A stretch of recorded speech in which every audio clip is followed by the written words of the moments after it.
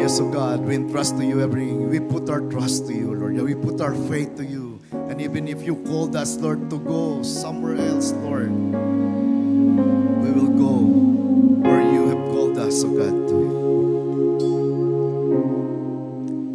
Salamat, Lord. Once more, thank you for your mighty presence this morning. Once more, we want to bring back all the glory, honor, highest praise we could give right now in the name of our Lord Jesus. And let's all say Amen. Amen.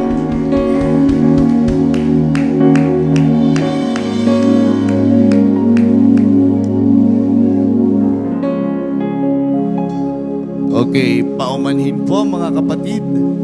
Alam ko po, upong-upo na tayo.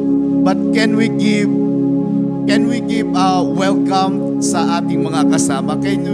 Can we go around and get 5 people na i-greet lang natin and bless them? Okay lang ba yun? Sige, please, let's welcome everyone. God bless you, brothers. You are welcome in the very presence of our Lord. Hallelujah. Yan. Kahit 5 lang, di ba? You do that for the Lord. Yes. We do this for the Lord, welcoming the very presence of our God in each one of us. Hallelujah. Thank you so much, Lord.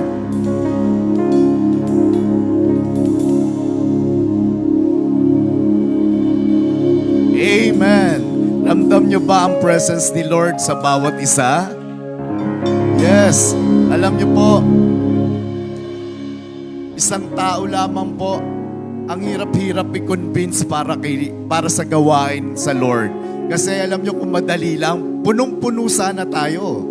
Di ba? Pero it seems na hindi ganon. Kita nyo, may mga bakante pa rin or yung iba dyan siguro na late. Di ba? Pero ganon ang hirap kang i-convince ang tao. But kaya tayo nag-greet sa bawat isa to welcome each other. Kasi yung mga nakikita natin sa paligid ngayon, sila yung mga nag-respond na kay God. Agad-agad. Sabi ni Lord, come, let's worship our God. Let's give glory to our God. And then, ayan kayo mga kapatid. Diba? Napakabuti ng Lord sa buhay natin. Ano po? Despite of our heartaches, despite of our problems, andyan tayo, no? And sabi nga sa kanta, we trust in God. Diba? We put our faith to God. Why? So, napatunayan naman talaga natin that ang Diyos natin na sinasamba ay buhay. Tama po? Ang Diyos na sinasamba natin, kasama po natin. Okay? That's the reason why we always welcome Him in our lives. No? Medyo dyan tayo pupunta sa ating pag-uusapan ngayong umaga. And how we welcome Jesus in our lives. Ayan po. Paano po ba natin welcome si God nung siya ay nagpakilala sa atin? I'm sure you encounter God, right? Iba-iba lang ang ating kwentong salvation, sabi nga. Iba-iba lang ang ating mga kwento kung paano nagpakilala si God. Na alam ko many times nag-attempt si God, dumating yung time hindi natin pinansin. Many times nagpapansin ng Lord, gumamit na ng mga instrumento para tayo hindi pa rin natin pinansin si Lord. Pero there was a time talaga na nahit talaga at pinansin na natin si God. Kailan yun? Natatandaan niyo pa ba yun? The first time you were struck, na tinamaan kayo. Tinamaan tayo kay Lord, na in love tayo kay God. Natatandaan niyo pa ba yun? And the time you welcome God in our lives, minsan, kailangan pang ilagay tayo sa sitwasyon na medyo mabigat, may sakit, para mapansin. Kailangan pa may mamatay. No? Ganun katigas ang ulo ng mga tao. Yun ang realidad, sad truth. But gagawin talaga ng Lord ang lahat para talaga madwell niya tayo papunta at pabalik sa Kanya. Okay? And I do hope when that time comes, We are always welcoming. No? Binubuksan natin ang ating buhay para sa ating Panginoon. So again, our topic for this morning is how we welcome Jesus in our lives. Yan. And our verse for this morning can be found in Luke chapter 10, verse 38 to 42. 10, 38, 42. In honor, pansin nyo, ang hirap talaga magsalita. Medyo wala akong boses ngayon mga kapatid. Pwede bang humingi ng tulong sa inyo? Can we read with reverence ang mga salita ng ating Panginoon? Can we stand? Let's read the story from the Lord. This is the word of the Lord. Story from God, revealed to Luke. Let's read. Go. As Jesus and the disciples continued on their way to Jerusalem, they came to a certain village where a woman named Martha welcomed him into her home. 39. Her sister Mary sat at the Lord's feet, listening to what he taught. But Martha was distracted by the big dinner she was preparing. She came to Jesus and said, "Lord, doesn't it seem unfair to you that my sister just sits here while I do all the work? Tell her to come and help me."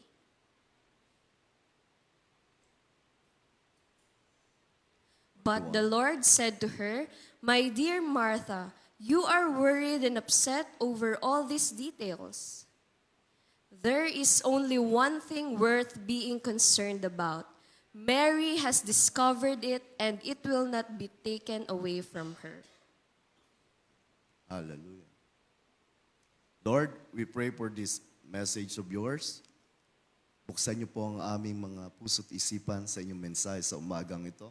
As we read and heard the word of yours, let the Holy Spirit move in our midst. All this we ask in the name of our Lord Jesus. Amen. You may be seated. This is the story of our Lord Jesus with His disciple. Pinauna niya na ang mga disipulo niya na tagdadalawa. Can you remember? If you remember that. Tapos pinrepare na, baga sa sinend na ni Jesus Christ yung mga disciple niya kung saan-saan sa mga karatig lugar ng kanilang place. Tapos, eto na si Jesus ang kasama na nila. I think this party is from Bethany. And merong isang tahanan doon na kung saan doon nakatira si Martha and Mary. Are you familiar with this story? Martha and Mary, magkapatid po sila. Ayan, magkapatid po sila. May isa pa silang kapatid actually, kung nasubaybayan ang story nila. May kapatid silang lalaki. Sino yun? Lazarus. Pero this time, hindi nabanggit si Lazarus. This is a story prepared by Luke na kung saan sa story lang ni Luke yung makikita to. Okay? So, we will be talking about how hospitable po ang mga Hebrew, ang mga Jews po at kung paano sila tumanggap ng mga bisita. Siguro para medyo makarelate tayo. Alam ko ang Pilipino ganun din, ano po? When it talks about hospitality, ang Pilipino good job din diyan. Okay? Lalong-lalo na sa mga probinsya. Have you been in a province tapos lalo pa kung alam nila galing Maynila tapos pupunta ng probinsya? No? Tapos i-welcome tayo ng mga taga-probinsya, mga kaanak natin doon, kakilala natin doon. Ano na experience natin, di ba? Talagang, ang alam ko, magpapatay pa sila ng mga alaga nilang hayop para sa'yo, ihanda sa'yo.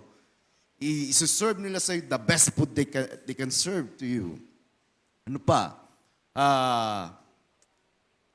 Lilinisin ang bahay, tapos doon ka patutuloyin, nag-aagawan pa ngayon, dito ka na lang. Tumuloy sa amin, hindi dito ka na lang. Oh. Na-experience namin yan, yung mission natin sa Bicol. Kaya we enjoy talaga yung mission natin sa Bicol. Ano pa? Kahit hindi mo kilala, gusto kang kausapin, magiliw silang tinatanggap ka, hahainan ka ng kung ano may hain nila, lalong-lalo siguro sa Batangas, bawat bahay doon, kung ikaw ay iikot doon, hahainan ka ng kape. Pagkatapos mo'y nanginginig ka na. Kasi sa dami mo nainom na kape. Kasi nga hospitable. Yan ang talaga ng traits din ng mga Pilipino. Even they will give their bed to you para may tulugan ka. Kaninong bed? Hindi yung bed na lang, kung kani-kanino lang. Bed nung may-ari ng bahay. Ganon ka-hospitable. And I believe sa ibang bansa rin naman ganon din. Kwento ng mga missionaries, ganon din naman ka-hospitable sa iba. And I do hope ma-experience din natin yung hospitality ng ibang nation. That's why, ang ganda ng mga song kanina, tinatawag tayo into the nations. And I will go to the ends of the earth for you. What a declaration. Okay? Alam nyo kasi, diyan tayo tinatawag ng Lord. Okay? Pinrepare niya na ang mundo. Sabi nga, the harvest is prepared for us. Harvest na lang. Harvest na lang mga kapatid. Siguro kasi ang notion natin, ang pakiramdam natin, nakakatakot lumabas. Kasi hindi namin alam kung tatanggapin ba kami, ayaw namin mapahiya. Ayan yung normal na natin, di ba? Mapahiya tayo, hindi tayo tanggapin, bulyawan tayo, makipagdebate sa atin. May mga encounter talaga ganon mga kapatid. But, ang hahanapin naman natin yung pin-repair na ni Lord. Ang dami ng pin-repair ni Lord sa paligid. Sabi nga ni Lord, the harvest is plenty. But the laborers are few. Konti lang. Bakit nasabi ni Lord na the harvest is plenty? Paano nangyari? Di naman lumalabas ang church, Diba? Napaisip ba tayo? Hindi naman tayo, bihira naman, O siguro yung iba, lumalabas. Parang ganun. Pero on our part, halimbawa, doon sa community namin, paano naging harvest field ang community namin? Di naman ako umiikot doon, Di naman ako nag-share. Pero, hindi nagsisinungaling si Lord. The harvest is plenty. Andyan na ang harvest. Why? Kasi ang nag-work na si Lord. Si Lord na ang kumilos para sa atin, pin-repair. Parang kayo, di ba? Nahirapan naman talaga, marami sa atin, nahirapan si Lord i-convince tayo. Di ba? Hindi naman tayo kagad nung nagpakilala sa Lord, umuo kagad tayo May mga yaya si Lord na tinanggihan natin at inignore natin. Nagpa-procrastinate tayo. Diba? Not until umuo tayo.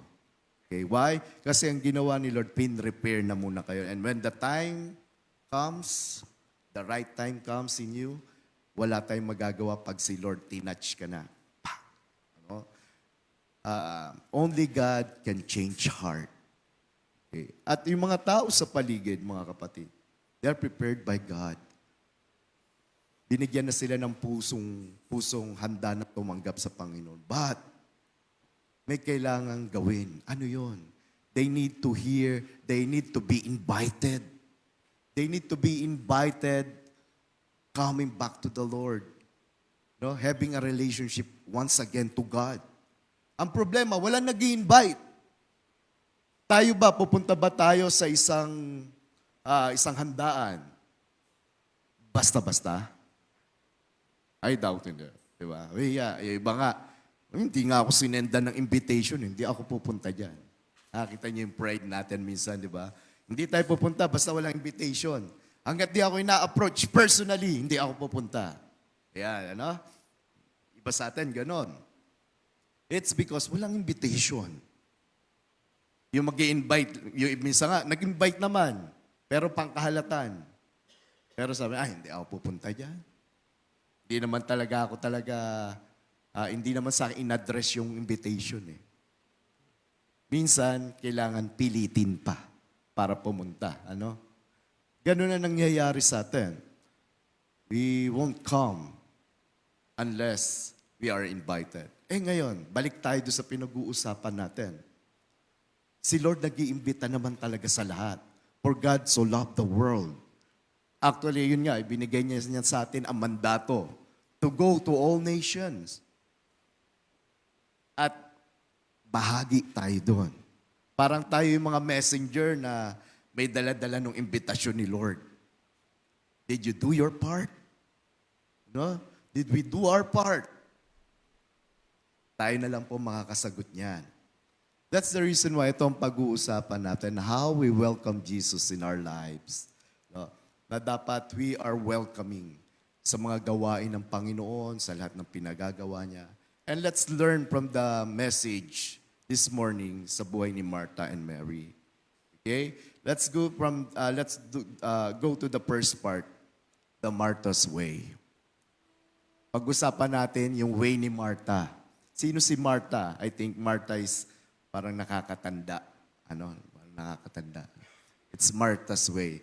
Sino si Martha? Actually, ando naman ang heart ni Martha. He opened his home, actually.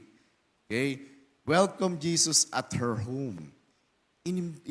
Tinanggap niya si Jesus at ang mga disciples sa kanyang tahanan. Okay? Parang tayo, di ba? Siguro pag si Lord sinabi sa atin, magkaroon tayo ng gawain sa inyo. Magkaroon tayo ng Bible study sa inyo. Tatanggapin nyo? If naramdaman yung si Lord, gusto na maglagay ng gawain sa inyo? Tatanggapin ba natin? Sinong tatanggap sa Panginoon pag sinabing magkaroon tayo ng gawain sa kanilang bahay? Okay? Nakita ni Lord yan. How about the others? Saka na, Lord. Alam nyo ba, pag-usapan natin yan, ano? Ang utos ng Lord sa mga disciples, nung sinend niya ng tagdadalawa, sabi niya sa mga disciples, whenever you enter, Matthew chapter 10, verse 11 to 14, sabi doon, whenever you enter a city or village, search for a worthy person. Again, anong sabi? Search for a worthy person. And stay in his home until you leave the town. Kaya pala hindi sila pinagdadala ng kung ano-ano. Siguro yung mga wala pang experience sa mission, yung iba talaga, dadalhin kung ano, kung pwede nga, dalhin lahat ng gamit. No? Dala buong cabinet. Naku, magmi-mission kami, dadalhin ko buong cabinet ko, dadalhin ko to, dadalhin ko yan. Okay? Hindi pwede mawala ang aking foundation. Yung aking pangkilay, yung aking pangpilik mata, yung mga ganun-ganun pa, no? Pero ano sabi ng Lord sa kanyang mga disciple? Wala kayong dadalhin. Wala kayong dadalhin. Bakit kaya? Lord, ano ba naman yan? Sisend mo kami kung saan, tapos wala kaming dadalhin. Paano naman ba yun? Okay? Ano kaya ang gusto iparamdam ng Lord doon? Sa tingin niyo, mga kapatid? Sa akin, ang nakita ko doon, God wants to show to us that He can provide. You can see the power of God in us. That God is with us. Lalo na yung promise niya in Matthew 28, di ba? Matthew 28, 19 to 20, doon sa 20 na lang. Sabi niya doon, and I will be with you till the end of age. Saan man tayo pumunta, sasamahan niya tayo. Mag-respond ka lang sa panawagan ko. Sasamahan ko kayo. Wala kayong dapat alalahanin.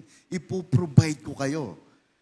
Kita mo nga, may command siya, whenever you enter a city, kung saan man kayo pumunta, any village, search for a worthy person. You need to search. You need to look for that harvest. Hindi madali. Kung lalakad lang tayo ng tayo lang, talagang hindi madali. Lalo pa yung mundo na yan. Para nga sabi nga daw tayo, pinakawalan sa gitna ng mga mababangis na lobo. Tapos tayo yung lamb. Diba? So, kahit ganun ang sitwasyon, wala tayong dapat ipag-alala. We have our God to back us up. Di ba? And sabi nga natin, yung pupuntahan natin, yung mission natin doon, pin-repair na ni Lord. Yung malatipong, yung sinasabi nga na pagpasok mo doon na kinonfirm na ni Lord, I expect you to come. Dahil ito yung pinakita sa panaginip ko ni Lord.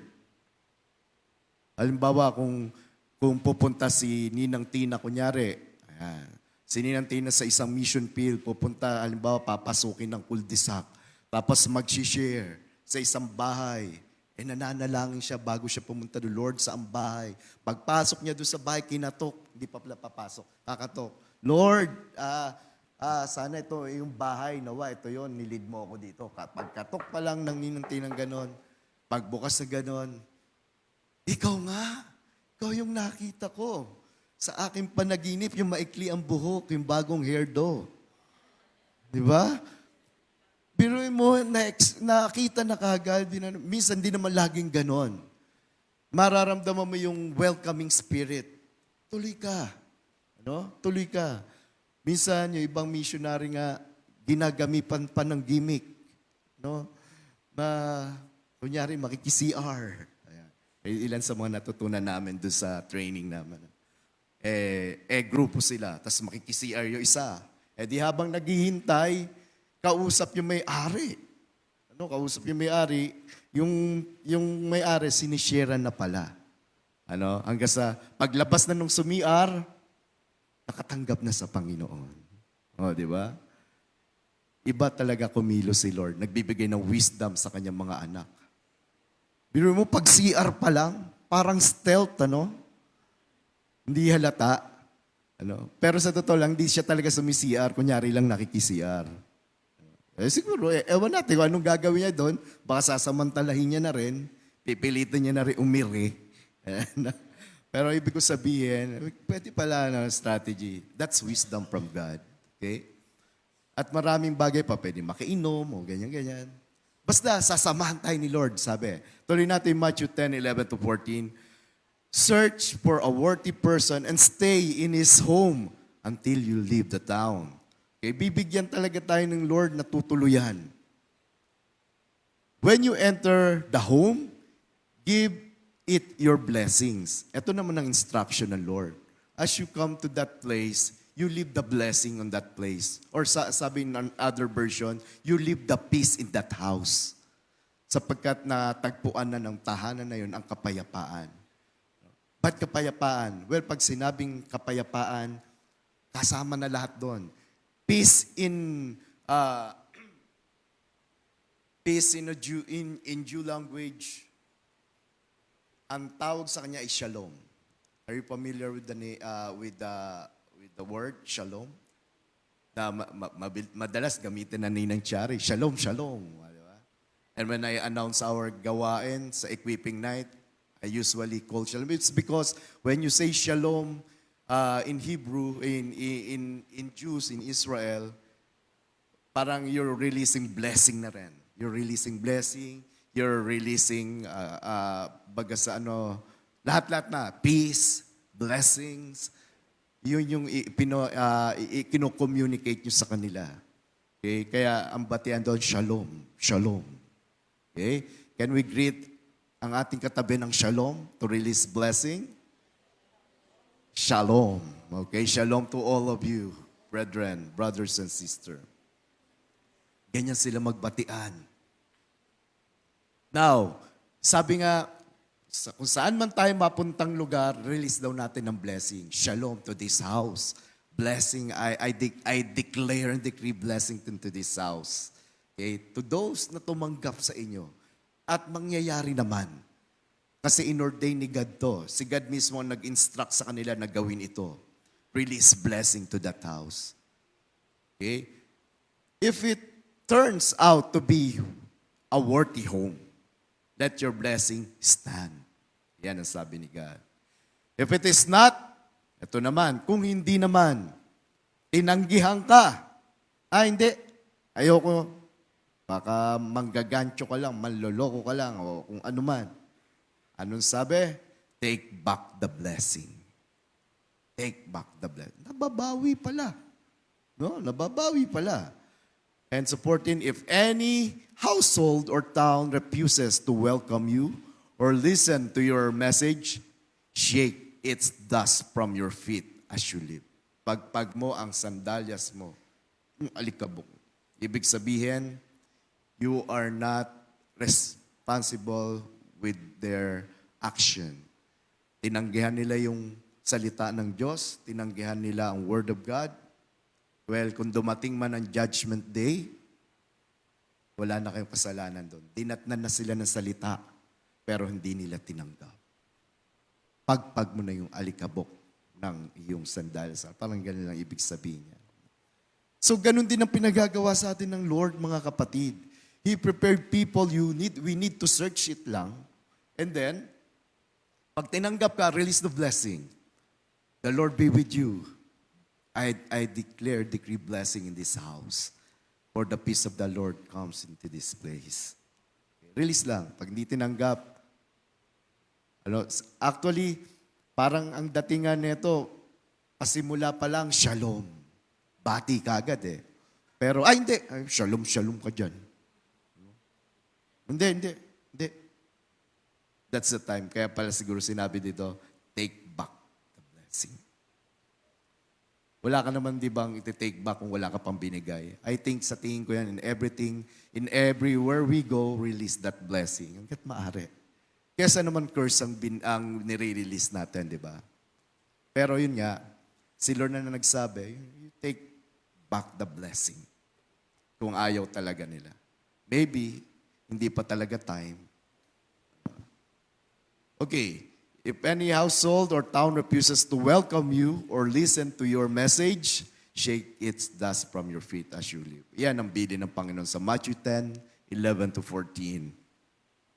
Alam nyo ba, we need to welcome the very presence of our Lord in our place. Okay? The nation starts with your place. Tandaan natin yan. The Lord wants to reach out all the nation, but your place is the starting point of that nation. Gusto natin humayo sa labas, hindi pa naman natin nasisave ang ating sambahayan. Kailangan natin i-save ang ating sambahayan din, mabahagian din sila. Okay? Ang hirap kayang lumabas, humayo, kung alam mong talagang ang sambahayan mo, galit na talaga sa'yo. Etong tao na to, labas ng labas, lakwat. Ang tingin nila, lakwatsa. Yung pala, you are working for the Lord. Okay, we need yung hindi sila makasabay sa iyong spirit. Why? It's because you don't reach them first. Kailangan natin mapaunawa talaga sana. Well, hindi naman laging gano'n. May time naman talaga ipinapaunawa mo kung ano yung kalalagayan mo ngayon. Pero talagang matigas sila. Well, at least, di ba, pinauna mo ng pagpapaliwanag sa kanila, sila na ang una mong inabot para sa Lord para maunawaan nila ang ginagawa mo. Kaso ayaw lang talaga. Well, at least, you do your part. Sabi nga, sino nagbabago ng puso ng tao? Not us, but God. So, hindi natin responsibilidad ng pagbabago nila. Well, meron tayong part. Okay? Yung hindi tayo magiging katitisuran sa kanila, malaking part nga pala natin yan, di ba? Yung nakikita nila na tayo ipinamumuhay ang salita na ano natin, tinatayuan natin, mahalagang part din yan. Pero alam nyo, yung change of heart, yung talagang big part of change kay Lord. No? If that person submit, if that person trust God, that's the time. So, alam nyo po, pag ang Lord tried to enter into your house from kanyang presensya, don't resist. Hindi siya, Bible study, ano ba yan? Nag-i-invite na naman si pastor, mag-i-invite. Papakainin ko na naman yung mga kapatiran ko, yung ganyan. Ang tinanggihan natin, presensya ng Lord. Alam niyo po ba kung ano ang presensya ng Lord? There is one story in the Bible na kung saan hindi naman sadya, pero nadala doon ang presensya ng Lord. Nung Old Testament time kasi, ang very presence ng Lord, ang sinisimbolize niya is yung Ark of the Covenant. Alam niyo yung Ark of the Covenant, nandun yung sinasabi yung stone o tablet ni Moses, andun sa loob noon. Ano? At yung iba pa, holy relic. Dala-dala yan ng mga Israelite. Ano po, it just so happened, may masamang nangyari lang. Okay. Gusto ipasok ni David sa City of David. Ang problema, nagkaroon ng masamang pangyayari. Kaya hindi na ipasok ni David. So, kailangang dalhin ang Ark of the Covenant sa iba, somewhere else. At ito ay dinila sa isang tahanan. Alam niyo ba kung kaninong tahanan yon? You can found that in 2 Samuel 6:11 to 12. 6:11 to 12. Where this man welcomed the very presence of the Lord. He kept that Ark of the Covenant, which represents the very presence of the Lord during the time of Old Testament. 2 Samuel 6:11 to 12. Nababasa pa po ba natin? Sige. Patalasan ng mata challenge. Kaya pa? Okay, the ark of the Lord remained there in, kanino? Obed-Edom's house. For how many? 3 months. And the Lord, what? Bless Obed-Edom and his entire household. Can you imagine that? Kung ano ang ginagawa ng very presence ng Lord sa isang tahanan as you welcome the very presence of God? For 3 months, hindi lang si Obed-Edom ang pinagpala, kundi the entire household. Then King David was told, the Lord has blessed Obed-Edom's household and everything he has because of the Ark of God or the Ark of the Covenant. So David went there and brought the Ark of God from the house of Obed-Edom to the city of David with a great celebration. Nakita nyo? The reason why I post this, pinapakita ko sa inyo on how important you welcome the very presence of God into our house. Kung ang Lord nag-i-impress sa inyo, hindi na kailangang imbitahan pa kayo.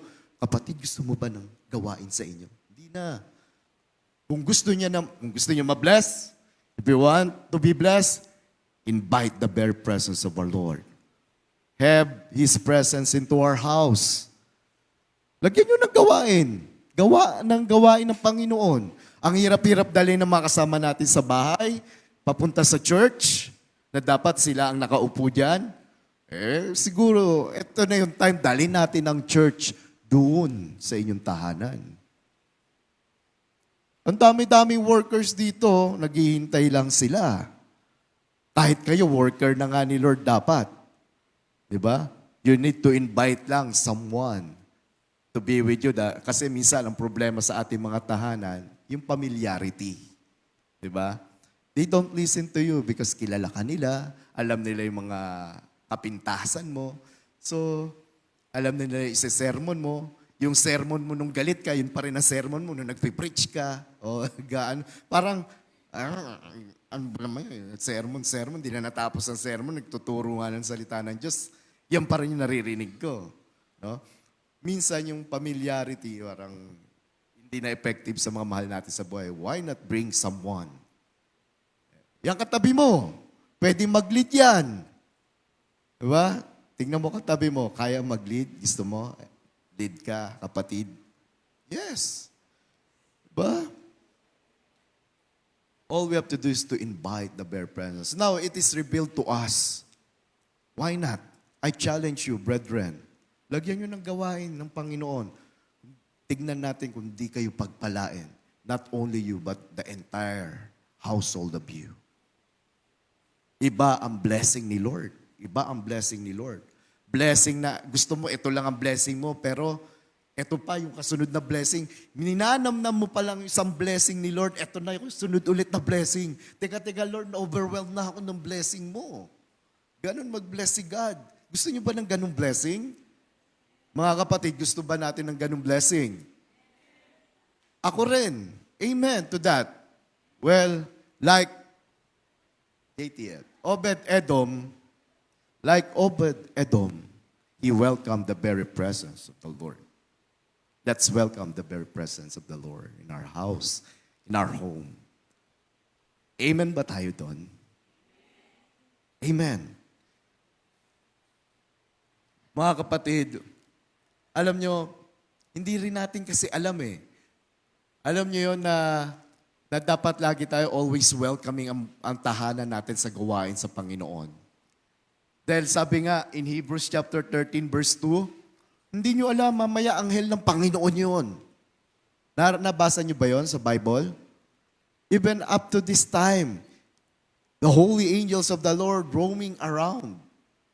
Nagsusurvey. Tignan nga natin itong tahanan na to. Kung welcoming nga itong tahanan. Tao po. No? Tapos sabi tingnan, basahin natin, Hebrews 13:2. Sabi doon, don't forget to show hospitality to strangers. Why? For some who have done this have entertained, who? Entertained angels without realizing it. Can you imagine that? Kailan nangyari to? On the Old Testament time. Naalala niyo yung time ni Abraham at ni Lot? Sino yung umikot doon sa Sodom and Gomorrah? It's the angel of the Lord. Okay? Ikot sila doon. Ang pakiusap pa naman ni Abraham, huwag niyo pong gunawin ang lugar ni Lot. Pero kailangan eh. Kahit man lang, kung may matagpuan kayong ganito karaming mananampalataya, na tao ng Diyos, gugunawin nyo ba ang Sodom at Gomorrah? O sige, ilan ba yun? Nakalimutan ko lang yung bilang eh. 50 ba yun yung una? O basta, pabawas ng pabawas.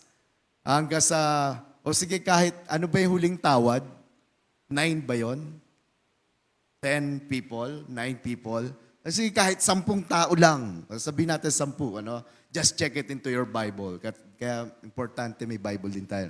Then, sige, kahit 10 tao lang na masa-survey mo na nag-welcome at tao ng Diyos, hindi namin gugunawin ang lugar mo. Paano kung gano'n ang sitwasyon? Sige nga, kakatok tayo sa bahay ng mga taga-JTF. Kakatukin natin isa-isa. Kahit man lang, Lord, wag nyo namang, di ba?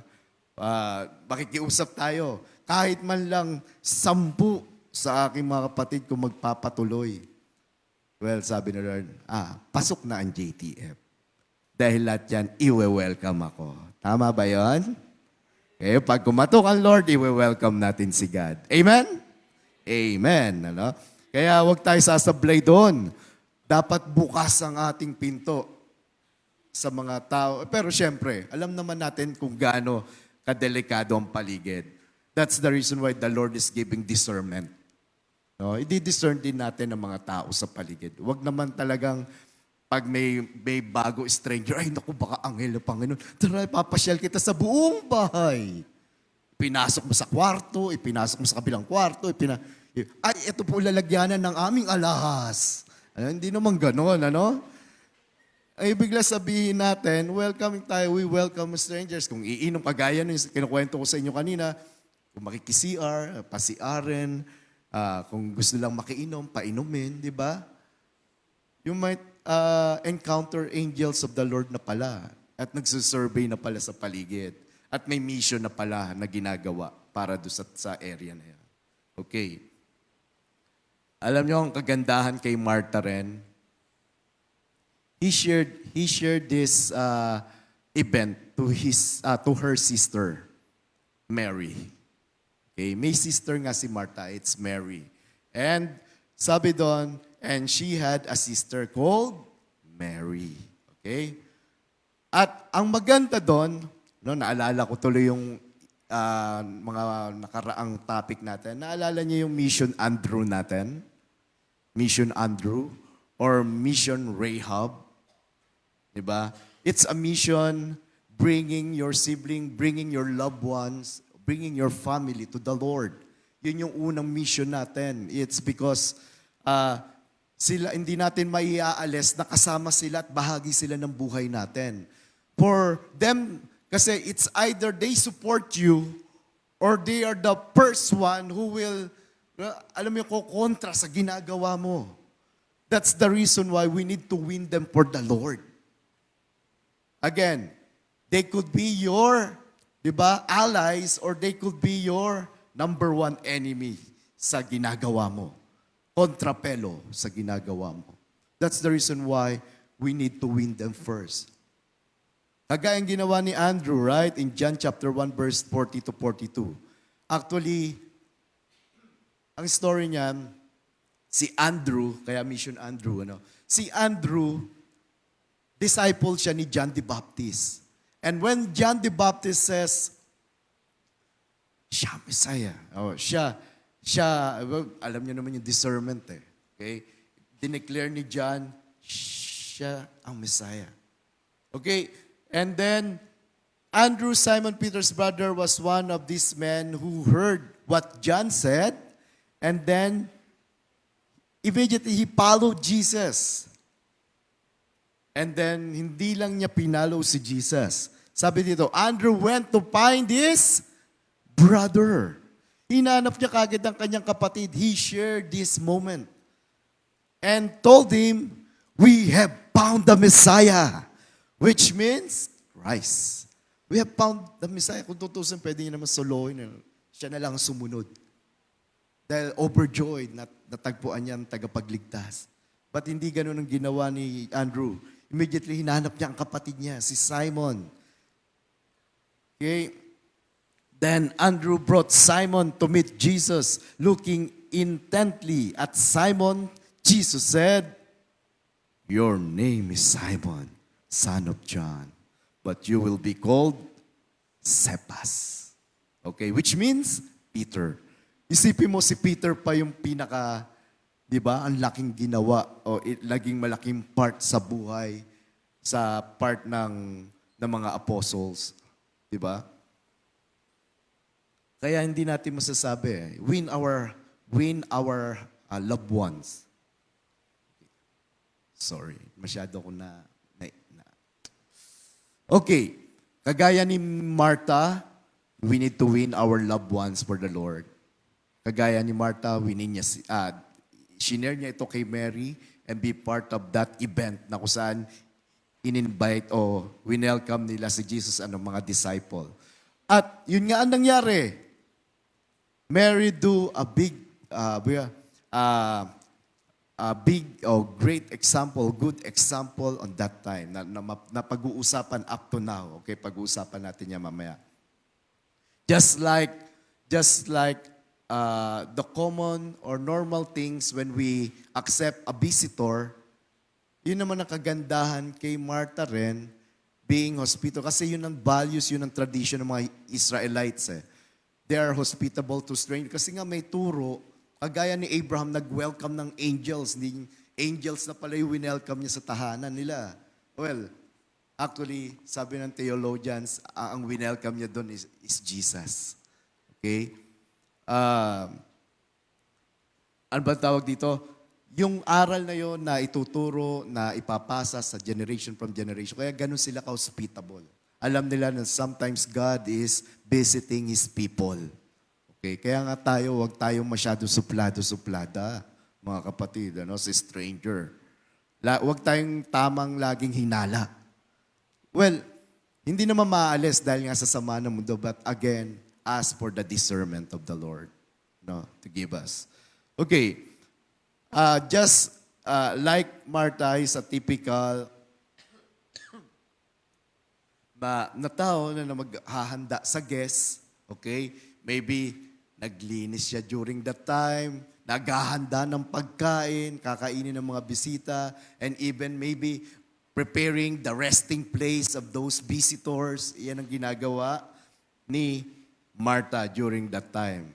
Pero, yun nga, she was distracted from that preparation. Doon nagka-problema. Kung paano dinala ni Martha ang pagiging hospitable niya sa sa sitwasyon. She was distracted. She was distracted. Paano? She was worried and distracted. Paano nangyari? Paano? May event, di ba, nabasa natin kanina, may event na kung saan naiirita na pala si Martha dahil siya habang naghahanda doon ang kanyang kapatid makikita sa paanan ni Jesus at hindi siya tinutulungan. So that's the time she was distracted. At anong sabi niya? Sabi niya, ano nangyari? Anong event na nangyari doon? Alam niyo yung pagiging hospitality, yung sa hospitable na event na yon na dapat ayos na sana eh. Alam niyo po ano nangyari? Nagkaroon ng diferensya. Unang-una, di ba parang napahiya niya ang kanyang kapatid sa paanan doon sa harapan ng mga bisita. In-approach niya si Jesus eh. Diba? Ayun yun, napahiya. Ano pa? Kinumand niya pa or inas niya pa si Jesus. Makialam siya doon sa hindi magandang pangyayari between her at ng kanyang kapatid. Isipin mo, dapat pinag-uusapan niya na lang na, Merili ka nga dito, mag-usap tayo. Hindi. Hindi ganun ang ginawa niya. Ang ginawa niya, Jesus. Maganda na bisahin natin, no?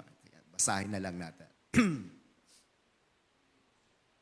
Actually, ang pangatlong pangit doon, she even goes so far doon sa accuse niya kay Jesus. Lord, do you not care that my sister has left me to do the serving by myself? Dito sa translation dito. Ayan. Lord, doesn't it seems unfair to you that my sister just sits here while I'll do all the work? In-approach si Jesus ng ganon. Don't you care, Jesus? Di ba unfair? Habang ako nag-ayos dito yung kapatid niya, hindi, hayaan mo ba, Jesus, na ganyan? Parang yung talagang ugali niya talagang ipinor out niya talaga, emotionally. Kaya ang hirap, pag tayo uma-action na emotionally, mahirap. Hindi natin iniisip ang ating mga ginagawa. Sa Tagalog, basahin natin, Panginoon, tinawag pang Panginoon, Lord Panginoon, hindi ba mahalaga sa'yo na iwanan ako ng aking kapatid na naglilingkod na mag-isa? Isipin nyo, pinakita niyang gano'n ang sarili niya sa ating Panginoong Hesus at inutusan niya pa si Jesus. Yun nga, na makialam. Sabihin mo nga sa kanya na tulungan ako. Translation dito. Sabihin mo nga sa kanya na tulungan ako. Medyo, okay ba? Okay ba yung ginawa ni Martha? Medyo imbis na ma-appreciate yung hospitable parts on her, hindi tuloy naging maganda. Okay? Alam niyo po, minsan nagkaka-problema rin tayo sa ganyan. Okay na eh. We welcome God in our lives. We welcome His Word in our lives. Pero minsan dumarating na because of our challenges in life, grievances in life, problems in life, nagkakaroon tayo ng maling aksyon sa mga ginagawa natin. Paano? Isipin mo, we welcome Him, we commit our lives to serve Him. Tapos napagod tayo, parang ang tingin natin, tayo na lang kumikilos sa ministry. Magre-reklamo na tayo. Ano ba yan? Lord, talaga ako na lang ba talaga mag-isang kikilos dito sa sa church, wala na ba akong makakasama? Hindi ba ganito, ganyan? Ako na lang ba talaga? Yung mga reklamo natin, tandaan natin, yung ginagawa natin, pag ginawa natin out of responsibility, ganyan ang mangyayari. Yung nagbibilang sa Panginoon, yung binibilang natin yung ginagawa natin si God, I tell you, hindi ka tatagal sa ministry ng Lord. Hindi ka tatagal sa Panginoon. We need to do our ministry how? Out of Sabi nga natin una, out of our gratitude. Pasasalamat. Out of our love. Nung nakaraan na pag-usapan na out of our gratitude. Ngayon, out of love. Why? Can you remember how Jesus approached Peter? Mga mga huling salita ni Jesus Christ kay Peter as he entrust the church to Peter. 3 beses, makatatlong beses tinanong ni Jesus Christ si Peter, Peter, do you love me? Ano sagot ni Peter?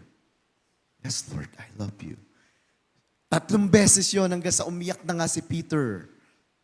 Anong ibig sabihin nun? Maraming meaning yan. Malawak yan kung pag-uusapan natin. But, kung isu-shorten natin, ang lahat ng ginagawa natin dapat out of love. Kaya ngayon ang tanong ni Jesus, Peter, do you love me? Kung mahal mo ko, ito ang gagawin mo. Hindi sinabi ni Lord kay Peter na, Peter, handa ka bang tanggapin ang responsibilidad na to? Hindi naman eh. Ang pinaka-foundation dapat ng ating gawain kung how we do things to our Lord is love. Kasi pag love ang naging foundation ng ating ginagawa sa ating Panginoon, hindi na mahirap ang lahat.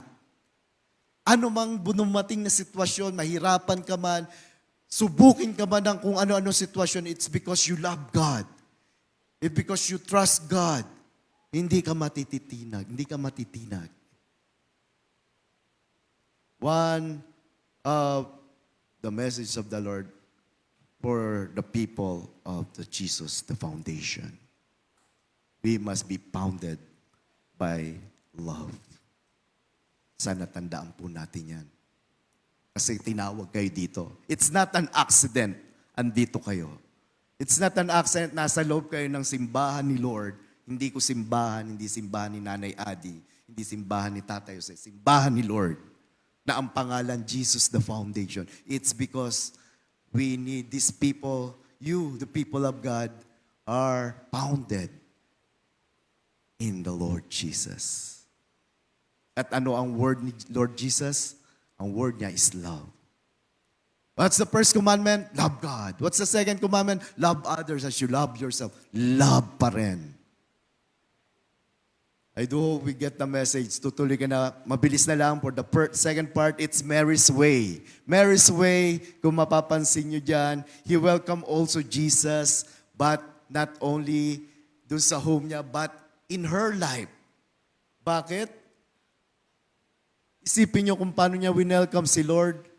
Umupo mismo siya sa paanan ni Jesus Christ na kung saan yun ay pwesto na mostly in their culture, yun ang pwesto ng mga kalalakihan sa kanilang kultura. Uy, anong ginagawa mo dyan, babae ka? Parang ganon. Dapat yung pwesto ng mga lalaki. Kasi sa kanilang kultura, ang mga babae, sa mga ganong usapin, priority mga lalaki nakapaikot. Tapos sa mga babae, somewhere in the gilid-gilid lang, it's because may iba silang duty. Ang duty nila is to care for their household, to care for the needs of those sa tahanan, sila ang maghahain niya. Kagaya ng ginagawa ni Martha. No? Maghahain, mag-meet ng needs ng mga bisita, yan ang trabaho nila. To care for those children, kung may mga children pa rin, hindi magulo, taga-saway sila, ganyan. Sila ang magmamanage ng paligid kung ano nangyayari. Yan lang ang babae on their time.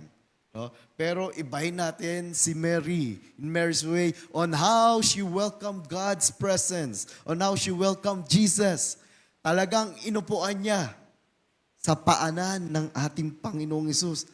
Yung malatipong ayaw niyang mamiss kahit single word na ituturo ng ating Panginoon. Sino dito ang pagpumunta sa klase, umuupo sa harapan? Sino dito? Pwede ba makita ang kamay? Anong reason po natin? Siguro malabo mata. Bukod doon. Ako kasi, mga kapatid, I usually also sit at the front. Why? Kasi I don't want to miss anything from the teacher's lecture. No? Hindi sa dahil gusto mong magsip-sip sa teacher. Hindi naman gano'n. Ano? Siguro yung iba, pabibo. Ano? Pero mostly, the reason is you don't want to miss things na tinuturo ng teacher. Okay? Alam niyo po, same principle ang ginagawa ni Mary's that time. No? She don't want to miss a thing sa mga itinuturo at binababa ng ating Panginoon. At because of yung overflowing ng love niya kay Jesus, parang tayo, di ba, pag nakita natin yung idol natin, gusto nga natin, mayakap nga natin eh. Di ba? Sumisigaw pa nga tayo, papalap, ay, di ba? Yung mga idol natin, pag nakita siguro yung mga K-pop natin, di ba? Alam mo, siguro kung pumasok dito, isa sa mga artista dito, pumupupa dyan, ano kaya gagawin natin, Malamang, alam mo, tumabi kay Tita Becca dyan. Ay, naku, si Tita Becca pa. Hindi makakawala yun. Mula simula hanggang huli, kakwentuhan ni Tita Becca. Hindi pa kakawala ni Tita Becca yun. Kasi nga, ganun na lang yung talagang welcoming natin, Yan ang gusto ni Lord. Kinomend niya to si Mary. Kinomend niya si Lord. Si Mary. Sabi ni Lord Jesus, okay, what's the exact word?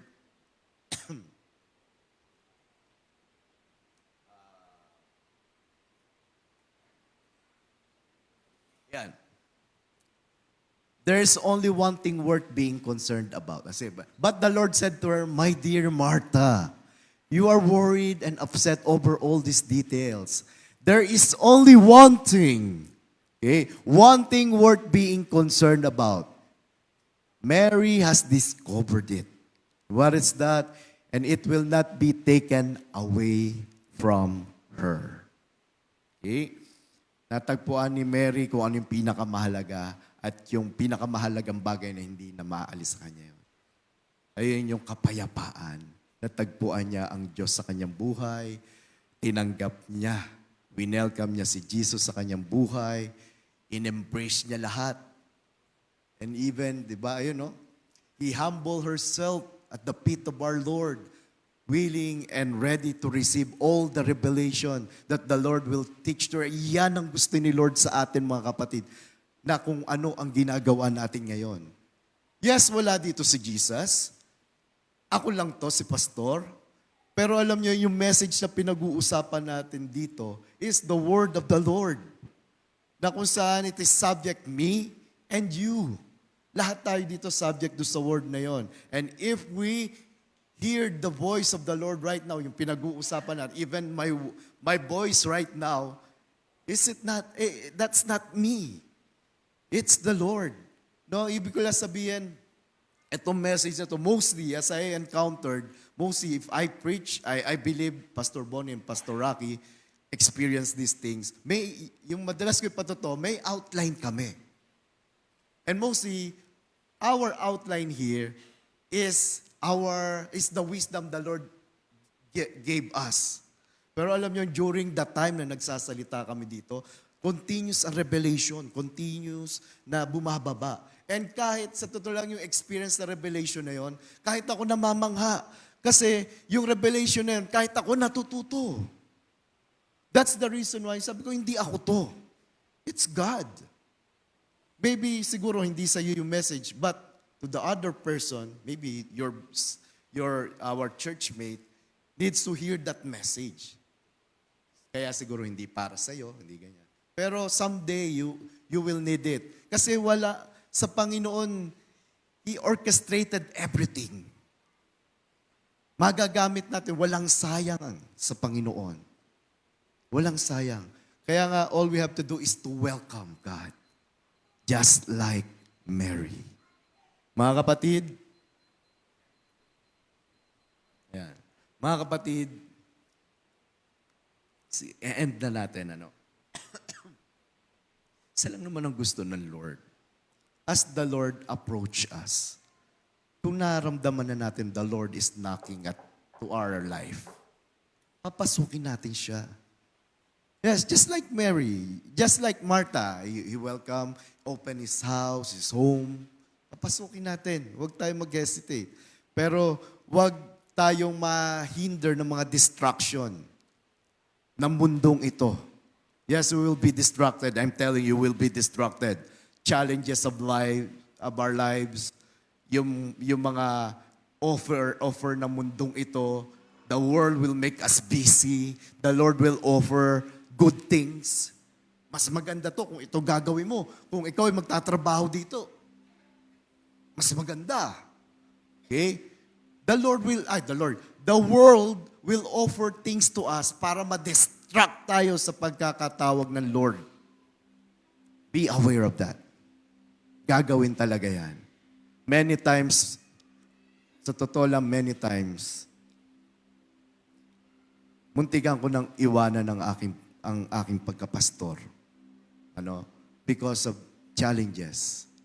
Kala nyo, cool lang kami dito. Ang dami naming challenge. Lalo na kaming mga pastor dito. Hindi porke laging, siguro kung makikita nyo, nakangiti kami dito, na nagpe-preach, okay na okay. Sound mind, okay naman. Nakapagturo si pastor, okay naman. Hindi laging ganoon. May time talaga ang bigat-bigat na talagang to the point na gusto mo na talagang iwanan yung posisyon mo. Sa inyo, misa nga, sa inyo na lang kami nagdo-dwell ng kalakasan. Alam niyo po yon. Na yung makita lang namin kahit isa sa atin, nandiyan matyagang nakikinig, na-inspire kami, na-encourage kami.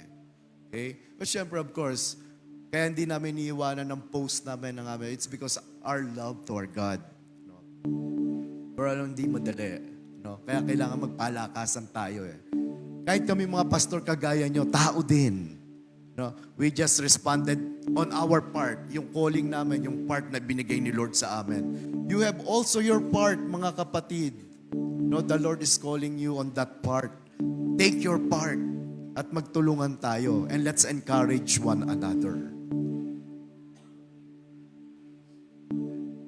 And if the Lord knocks on our lives, anak, tinatawag na kita dito. Don't hesitate. Don't hesitate to close our door for the Lord. Pastor, di ba mga gawain lang ng pastor yan? Di ba mga lalaki lang ang tinatawag sa leadership? No. If you're going to check, I want to just show this verse, Joel 2:28. This is one of the prophecies of the Lord. Revealed to Joel 2:28. Then after doing all these things, I will pour out my spirit. Sabi ng Lord, I will pour out my spirit. Ibubuhos ko ang aking espiritu. Kanino? Sa mga lalaki? Hindi. Ang sabi niya, I will pour out my spirit upon all people. Pag sinabing all people, lalaki, babae, sino ka man, matanda, bata, I will pour out my spirit to all.